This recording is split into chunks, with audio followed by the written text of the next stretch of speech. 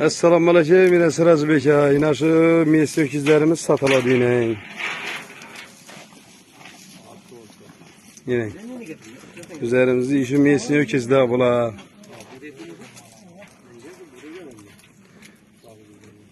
Dehkanın oyunda durgan mahalla bula yine. 4 tane öküz satıladı yine. Mesleğe acayip. Yeyişleri zor yine. Keseli sağı hem özüne garanti edip sendi verediler. Xuda xalasa. Yine. Yemada kelekli, birisi kelek eken yine. Sağı üçüsü şaxlı.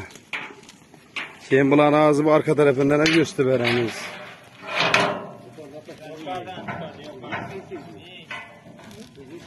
Ağzı arka taraflarından hem bir gösteririz.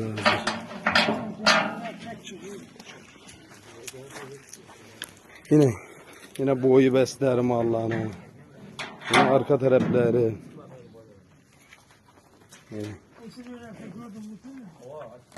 Dörtüsü bir yere geliştirip veriledi. Sroşni satıladı, sroşni. Yine.